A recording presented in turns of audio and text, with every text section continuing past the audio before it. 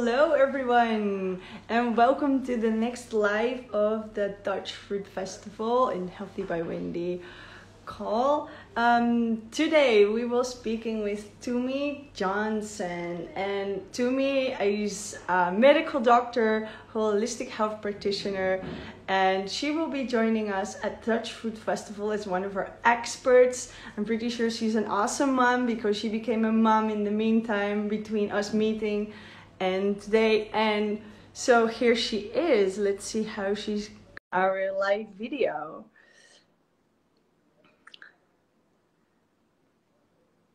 And woohoo, hello. Hi, Wendy. Can you hear me okay? I can hear you just fine. How are you? So good. We've had a little bit of rain here in the Canary Islands, which has been beautiful for our fruit trees, but it feels so good to have some sun again. Oh yeah, we had some rain here too. Yeah, absolutely. We need some every now and then. The fruit trees need water as well, right? Exactly. Oh, it looks so nice and warm and sunny where you are. I'm radiating it to you. Radiating it. Yeah, don't worry. I'm inside with the shutters closed and it's 26, so I'm good. You're fine. I'm hiding from the sun at the moment. But a blue sky is always welcome. So welcome to this talk. Well, we see that a lot of people coming in. So hi, everybody. So nice to see you. Hey, everyone. Oops, sorry. So my name's Wendy, and this is Dr. Tumi Johnson. I introduced her already a little bit before. And so Tumi, I would like you to share your passion with us. A little bit about your life. Where do you live? You have a family, and what's your passion? I love that you start with passion, Wendy. That's just right up my boat. So I'm Tumi. I am living in the Canary Islands with my sweetheart and our 2.5-year-old little son called Sky. And this is our home base. We love the Canary Islands, but we also love traveling. We just came back from 3.5 months traveling in Mexico and California. And then very soon we're going to be going to the Netherlands and Croatia and a few other places in Europe. So we have this home base where we grow fruit trees and just a place that nurtures our souls. And then we travel. And I'm a mama, I'm a wife, I'm a human. I'm also a raw vegan medical doctor and dancer and poet. And I love helping people through my healing dances and through my expertise as a holistic physician. So I often will integrate my dance performance, my poetry, and my knowledge as a physician, as a medical doctor, in integrated ways to help people achieve and sustain their best, most conscious, and what I call their most delicious life. So that's what I do. That's what I'm passionate about. And I'm so happy to be here and to be coming to the festival this year. Wow, thank you. Yes, we're so happy to have you. It's so interesting for you to come to really integrate Western medical science and holistic health. I so love that. So that's also like my passion. So this is why I thought you'd be an awesome match to join us. So I'm looking forward to that. And you said a delicious life because you also wrote a very nice, pretty big book I saw. It's called Delicious Life, or it's Delicious Healing. Delicious Healing. I have a membership program with amazing human beings. And that membership program is called Your Delicious Life, where I guide people through dancing and through my dances, through meditations, but also through Q&A videos where I'm just answering their questions. And we have a topic every month. Last month was sexuality, healthy sexuality and tantra, and on how to basically have your delicious life. But it all started with my book, and my book is called Delicious Healing. Oh, wow. Amazing. We can all join your membership program. And this live calls are every week or every month? Oh, great question. Yeah, it's an ongoing membership, and you can stop at any point. But every week you're getting something from me. It might be a healing dance, a meditation. Every month we have a Q&A video where I'm just answering the questions of the members. I get questions all the time on social media. I can't answer all of them, but I answer the members' questions, Q&A video every month. So every week you get something from me, a personal vlog where I'm able to share my life and behind the scenes in a way I don't feel comfortable doing on YouTube. So that's what Your Delicious Life is about, the membership program. It's just supporting people on living their best life. Living their best life. Amazing, amazing. So delicious food, like, well, I heard a little bit about your passion. Delicious food. So what for you is delicious food? You know, I love the idea, the belief that we are nature. We are sensual beings. We have these 5, maybe 6 senses that help us be so connected to nature and our own souls. I think we're spiritual beings, but we're also very sensual, embodied beings when we're living our best lives and our healthiest lives. So for me, delicious food is food that helps me honor and recognize myself as a nature being, and helps me honor other nature beings, other animals, other human beings, and Mama Gaia herself. For me, delicious food is food that is delicious, that is tasteful on my taste buds, but also, Wendy, it's food in which I can be present. I'm not overly stimulated. I'm present in the moment. I'm able to take in the food. And here is another amazing part for me about delicious food, is that I also feel good after the food. More than 10 years ago, when I was eating processed food, I was a pescatarian at the time. I was eating fish, lots of dairy, lots of processed food. I was a sick doctor, to be honest, struggling with disordered eating, asthma, eczema. I remember one of the best parts of going raw was that I would love the taste of the food. It felt so natural. I felt like the nature being I was. And after finishing the meal, I still felt good. I felt energized. I could go to my dance rehearsal and kill it, like in a good way, like really bring it. So for me, delicious food is all these things. It is food that is delicious at the time of eating, but also supports me living my most delicious life and feeling and looking delicious also. And that's what it does, as I can see. So does it mean you are 100% on raw food? And your family as well? I love this question. I would say that I'm about 99.9% raw. And the reason I say that, I leave that 0.1%, is because I love this idea of choice, not dogma. If tomorrow I want to go to a vegan restaurant and eat something cooked, I have the choice to do so. I don't want to, but I love the spaciousness. I don't want to ever feel like I'm trapped in something of like, I have to be raw. So I say 99.9% because overwhelmingly my preference is raw living foods. I feel my best that way. Cooked food, if I ever do it, is a compromise. And I rarely do it. But I don't want to be ever pigeonholed into those labels. My husband eats a more cooked food diet, but he usually will have raw in the morning with me and then a second meal that's cooked. I have also 2 meals usually, but it's raw morning and evening. But again, for example, if I'm having raw sushi rolls, but the nori sheets happen to be toasted, I'm not going to worry. Like, I'm not going to, cashews are considered to be cooked. I eat cashews. So these are the ways where I might not be fully 100% raw, but I resist the labels and I just instead choose from choice, from freedom, from preference of raw, and from self-love, really. That's why I choose raw. And my baby, my 2.5-year-old, I should stop calling him a baby. He'll always be my baby, but he eats mostly raw, but sometimes he'll eat Papa's cooked, very clean, plant-based food. Things like sweet potato a little bit, but mostly overwhelmingly raw, still breast milk, lots of fruits. Wow. Okay. All right. All right.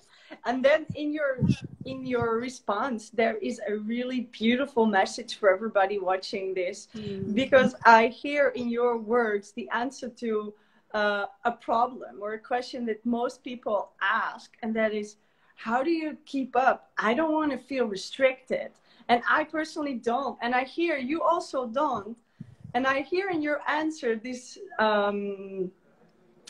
choice. It's a choice. It's not about, I don't want the other, I'm restricted. No, it's about me choosing right now natural food, natural living foods that are right in front of me. And I think that's really awesome of you to mention that. So for everybody listening, go back to the video if you are listening after, and listen to this, because this is how you can choose these foods and heal your body with raw foods without having to feel restricted. So that's really awesome. Thank you for this reminder. A joy. I think it's about presence. I think it's about making a choice every moment for being your most radiant and beautiful and whole self. And that doesn't come with labels. That comes with choice and with freedom and presence. So I want to make present choices. And for me, this lifestyle is all about abundance. It's the opposite of restriction. I feel so free in my body. And I see abundance. I'm looking at our almond trees and our cherry trees right now, and it's just like they're coming into fruition, and it's just Mother Nature, and fruit trees specifically, like such a testament to abundance. So yeah. And it's only our brain that wants to put this all in a box, you know. Exactly. Like we all, our brain wants to label it, but our spirit wants to be free. And this is what I hear from you. And so people can choose the spirit, living from the spirit, from your own spirit, not living from your brain, thinking in the box. It's like you make the label in your brain. It's great. Let it go. Let it go. Now it's done. It's over. It's in the past. I love that. So what do you usually eat in these 2 meals? Fruits? Like I hear you say you'd love raw sushi too with nori. Yeah. So what do you usually eat? Like a lot of fruit or? Great question. Veggies?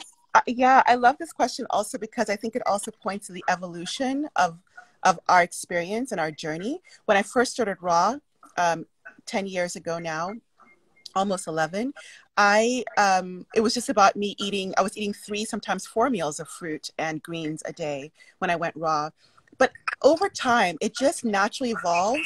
I think because I'm, as a physician, I also know about the mucosa of the GI tract and how when we start cleaning up our diet and eating an anti-inflammatory species-specific diet as frugivores with fruits and leafy greens, we're able to suck in those nutrients so much better, and we don't need as much. And so I found that even as a breastfeeding mama of a healthy, plump 2.5-year-old boy, I don't really often need more than 2 meals. I'm very active. I'm dancing every day. I run a lot. I love swimming. But I think it's because my assimilation is like so much better than 10 years ago. So my meals, to answer your question, look like first meal is juicy fruit or juice. Usually it's juicy fruit, but sometimes in the winter, I'll just do a lot of orange juice, freshly squeezed orange juice. Right now, we're loving melons are still right now in season.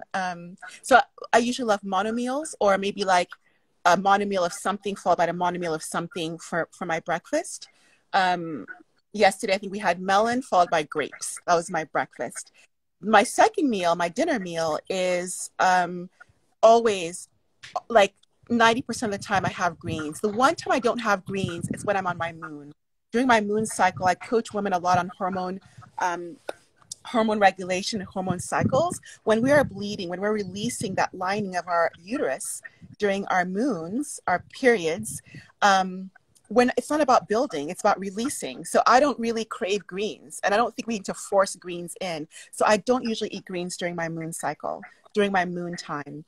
But otherwise, I love greens, the protein, the minerals. And so I usually have raw greens along for my dinner, along with more fruit.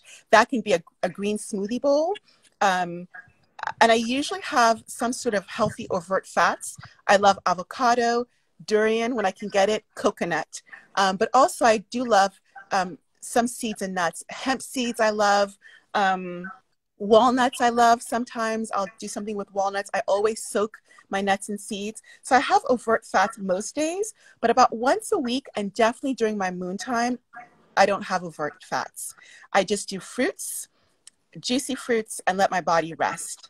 I also tend to do like a cyclical kind of just fruits and greens, no overt fats during the solstice, which is coming up, and the equinox. And I talk about this in my membership program more, and also in my summer synergy cleanse, where I do a 7-day detox for people. I think it's beautifully done during the changes of the season.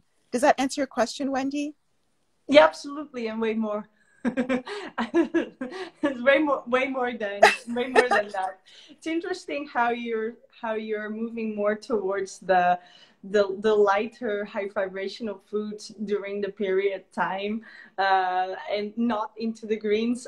That's interesting. I've noticed the same in the last. Well, I'm only having my period for 5 years, not 6.5, but 5 years. I noticed the same, but I also noticed the same about the greens before. Like before, I'm going like spinach, postulite. Like I want to eat all the herbs that are out there. And then when it's coming, I'm like, watermelon is good today. So true. I'm happy. And that's what's so beautiful about this diet is I think it just leads you intuitively. The longer you're on it, I think intuitively your body knows what it needs. And it's interesting, that phase you're talking about of wanting the greens is usually the luteal phase. That's before the menstrual phase. And the luteal phase is all about preparing, again, for your uterus to shed. And you have sometimes a burst in testosterone. So it's kind of a little bit of a building phase sometimes. And so it makes sense you'd be craving more greens during this time. Yeah, absolutely. Absolutely. Yeah, I always know, like, ever since I had my boy and now he just turned 9, I know now when the testosterone's coming, when the progesterone's coming, like, oh, it's this now, oh, it's this now, oh, it's this now. And I feel it's very beautiful how the raw food, and I'm pretty sure in your program, in your membership program, that people start to notice this as well, that eating living foods are getting you more in touch with your body, more in touch with your intuition, and you can actually, feel the patterns of your hormonal system and your biorhythm, and it's going to match with what you're intuitively attracted to. And I know a lot of people are attracted to chocolate. And me too. Like once I start, I don't stop. Doesn't matter if it's just cacao or cacao nib, like right from the fruit, or that it's processed into something. But yeah, this is interesting. So if I may ask, how are you doing with chocolate? Do you do cacao or carob? I love that question because it reminds me that everyone is different. And I think there's some people who that can be too stimulating, and then it tends to, because it's too stimulating, you have increased cravings for it. I've never had an issue with cacao, meaning that I can forget about cacao for 9 months, and then I'll be like, oh, we have some cacao powder. It's not the best to have cacao powder for 9 months. It's been sitting around. But my point is, I can take it or leave it. I can take it or leave it. There are other things for me that I need to be very mindful of that are too stimulating. If I start doing it, I need to do it all the time. Salt is one of them. Oh, yeah. There's some raw vegans, they can do salt, maybe here and there. For me, I have to be really vigilant because it can just mean that I want more and more. Cacao, not so much. I have cacao maybe twice a year, not because I'm trying to limit it that much, but just because I don't really think about it. I also, and I think cacao is powerful nature medicine. I do think it can be used by some people in a really beautiful medicinal way. But if and I say the same thing with my clients and patients around coffee, because for me, coffee is like, for most people, it is a drug, and it's very hard for people to take it and leave it. And I always know when people tell me, have such resistance to stopping it. When I'm guiding them and detoxing, they're like, oh, no, the coffee's no problem. It's just 1 cup. It's just half a cup. I'm like, yeah, we need to let that go. So I think it's about being very honest. And that's all, again, about self-honoring. What are the substances that really trigger you too much, that are too stimulating for your makeup at this time of your life? Maybe it'll change. And then really honoring that and meeting yourself where you are. And that, again, speaks, Wendy, beyond the labels. I don't care about cacao or coffee being, whether it's raw or not, or raw wine. If you know that alcohol, even if it's raw, is going to set you off a path of just self-destruction in a way, or just dis-ease, doesn't matter if it's under the label of raw. that might not be something that is the best for your food basket, I like to call it. So that was a long answer to say that I do cacao very, very occasionally. I prefer carob. I do use carob. I think it's a beautiful form of magnesium and antioxidants, and can mimic the flavor of chocolate if you're really wanting that. Mm-hmm. Mm-hmm. And absolutely, I'm having acai berries, and now I was using them, and it's like it tastes like chocolate. Like I was making banana smoothie with, and I was like, oh, it's like banana chocolate. That's interesting. And then my brain was going stimulant, yeah, stimulant, you know. If you mix dates, I found this out, and I just have never dates. A dark green, especially like maybe baby spinach or baby kale, but spinach, what I found, baby spinach, dates, and berries, like blueberries, acai, raspberries. It tastes like chocolate. There's something about that combination. Oh, I did that. I did that. That's actually exactly what I did. And I keep doing that now. Because why not? Yeah. Like, it makes me feel so... Like when I bought this acai, it's not like fresh berries, it's frozen, but it's only the berries. Yeah. When I did that, I was like, oh, I mean, all my cravings, all my weird thoughts went away. I was like, oh, there was something in there that my body needed, you know, exactly. Because I'm living in Spain like you, like, but I'm in the mainland. And the food here, there's different food than in the Netherlands. So I'm so used to over there to eat all kinds of berries just from the trees and the, you know, the bushes. And here, you know, you can have only blueberries from the supermarket. Yeah. And they are not really edible. Yeah. So that's interesting. That's interesting. Somebody asks you, what's best for omega-3? Ah, great question. Great question. I will share this with you, as I think this can be there's such a thing craze about omega-3. And I think this also points to how people have gotten so far from our nature-specific, our species-specific diet, that we have to now worry so much about these micronutrients and all of this stuff. Omega-3 is amazing, but it comes in fruits and greens in the perfect ratio. So if all you're doing is eating fruits and greens, and again, I don't necessarily recommend this long-term for everyone, but my point is if you're doing that, you're going to get your omega-3 ratio. That's really the important thing. Omega-3 ratio, 3 to 6. 3 is anti-inflammatory. 6 in excess is pro-inflammatory. Fruits and greens, no surprise, come in a perfect ratio.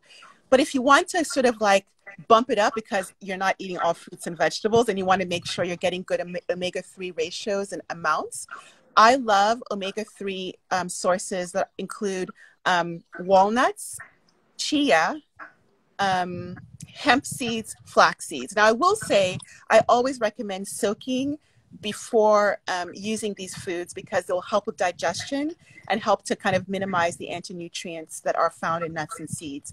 Those are my top kind of powerhouses for omega-3: walnuts, chia, flax seeds, hemp seeds. But again, fruits and greens have them in perfect amount. I also love seaweeds. I eat seaweeds, wakame, nori, dulse. I found that even more important when I started breastfeeding because iodine is super helpful for thyroid, but also breast health. It's an incredible hormone supporter for both men and women, especially women. Iodine is found naturally in seaweeds. So I'm a big proponent of seaweeds. And seaweeds also are great for getting natural omega-3 rich oils, like seaweed oils, which you don't need to go to a fish to get your DHA. You can get that from seaweed oils. So that's the answer to that. Mm-hmm. Oh, that's a really great share. Yes, just seaweed. And even for people that like the salt as well, you get that as a bonus. You get the salty flavor. How do you feel about these little plants that grow next to the sea? Like we have them in the North Sea, you have them in the Atlantic over there, we have them here in the Mediterranean. I love them, but I never investigated. It's called zeekraut. We have many forms. We have sea cucumber, we have sea grapes. They grow also when we go to Croatia in the summertime, right by the sea. Clearly, if you're in a place where it's pretty polluted, I would avoid them. But otherwise, if it's just natural, I love them. We just pick them and eat them. And you get that sea salt, but filtered right through a plant. A plant is an amazing plants are so amazing, but the way they filter through their system, I think they're wonderful. And Filtered salty water, like exactly. amazing. Yeah, yeah. And how about daikdoorn? This is called sea buckthorn berries. Buckthorn. Sea buckthorns. I Yeah. love those. Look, we could spend hours, you and I, talking about herbs. Like, no, I'm not kidding. Like, on our land right now, we have milk thistle just growing wild. Yeah, that's cool. Yeah, we have Rose of Sharon behind me. We have another variety of cistus. Herbs are Mother Nature's medicine cabinet.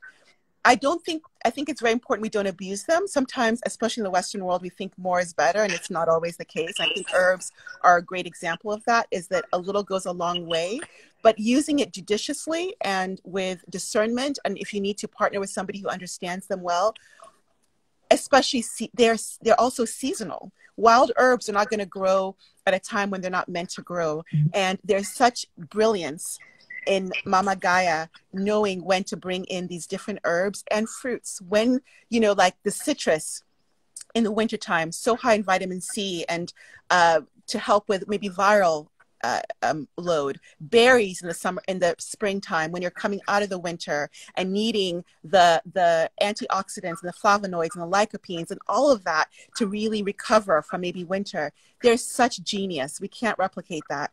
And so I love the inclusion of herbs in a judicious way. I so agree with you. I believe that these are all plants and they're here for a reason, and we shouldn't kill them. We should use them for what they are. For. Before the factory made the medicine, there was a plant with this ingredient, before the factory started making it in a white pail. So I love that. So I'm so happy to hear from you that you're doing that and sharing all this information about it. I think we have time for one more question, unless you want to share something specific. No, this has been wonderful. Water Rhythm says, thank you for answering. I lost period at 33 and had been vegan 12 months at that point. Any tips to help it come back? I think we just gave the tips, but do you have any extra tips? I think there can be a period, no pun intended, but there can be a period of time with a woman's period where she might lose it in a way that is healthy. She's detoxing, she's cleansing, she's up leveling. So I would say first not to be afraid of having a transition period without your period, without your moon. So sometimes people can be like, this is not good. I haven't had a period in 2 months or 3 months. I need to bring it back. And sometimes I just recommend trusting the process of the detox. That being said, I think that at some point it's really helpful to usher it back. I think we are meant to lose that lining in a healthy way, but it doesn't have to be a 7-day painful, highly bloody process. My periods are 3 days, super light, no pain. And that is so different from what it used to be. Trust me. So what I would recommend doing is eating enough calories for what and that's a whole other conversation about making sure you're getting enough calories. If you're not getting enough calories, you won't be able to nourish your womb. And your womb is basically asking itself, can we house a child in here? That's a primal question. If you don't have enough calories going in, there's no way it's going to just shut down hormonally. So making sure you have enough calories, I think, is one of the most important things. And then I think for many women, making sure you're getting enough healthy fats. And it doesn't have to be every single day. It doesn't have to be huge amounts. 10%. Some women need maybe 12% or a little bit more. But in general, getting healthy fats and enough calories. And then I think this is my holistic doctor coming out, making sure you're doing things that nurture your womb. Womb is all second chakra. That's about creativity. It's sexuality and sensuality. What are you doing to nurture that part of yourself? Do you do yoni massages? Do you engage in self-pleasure in a way that helps you feel loved by yourself? All these things help to nurture a healthy cycle. Oh, thank you. Thank you so much for sharing that. And I also want to say to this Water Rhythm that you heard about Tumi saying you need the calories, but also because when you're detoxing, I have guided a lot of people as well. and you can lose your period when you go through a transition, eating more raw food or doing a cleanse. This is not the moment for your body to start making a period. This is the moment for your body to clean up other parts that have been troubled, and there is the energy going. And afterwards, well, you'll be so lucky, because your period will go smoother and less pain and less PMS. And that's the experience of myself, and I have with a lot of others. I actually got my period back by going raw. So amazing. I love that. So, and I think it was normal, because I was also breastfeeding till 2.5, and at this moment, we went all raw, and afterwards I came back. I was still breastfeeding, but came back. Wow. Less painful as well. So yeah. Just keep on going. You'll get there. Yes. Make sure you get your omega fats. Make sure you balance out. Not too much fats. Only the good ones from plants. So, thank you so much. I don't see any other questions coming here. I say, hey, Sophie and Angelina. But yeah, just people saying hello. So I'm losing you, Tumi. So guys, I want to thank you all for watching this video. We'll be rounding off soon. See if she wants to share something. In the meantime, go check out the Dutch Fruit Festival.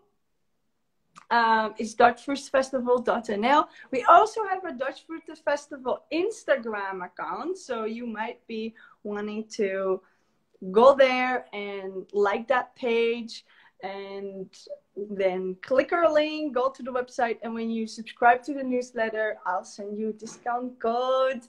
We're in June, and so you get €50 off the prices you see online. And then you can meet us in real life in the Netherlands. Look, the Netherlands, here. Hey, welcome back. Sorry about that. I was just showing people the Dutch Fruit Festival, and that they can meet us there 8 to 12 of August this year.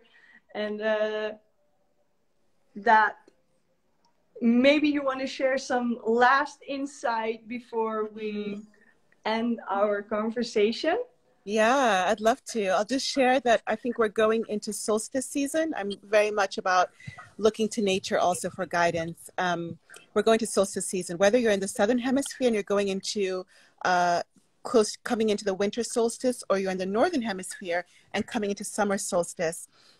And I just invite you, with this first day of the month and a new moon just a couple of days ago, to really look to the energy of nature, to harness that, to guide you in whatever dreams. Wendy started with the word passion. Whatever passions are stirring your heart, that universe and nature and spirit is here to guide you. So look to nature for that. And I think Wendy will share already, but for more of my work, you can find me on my website. That's my home online, drtumijohnson.com. And I also have a lot of videos on my YouTube channel around some of the questions Wendy was asking: what I eat in a day, the idea about fasting, and things around menstrual health and hormonal health and diabetes and raw veganism, all of that. Many videos on my YouTube channel.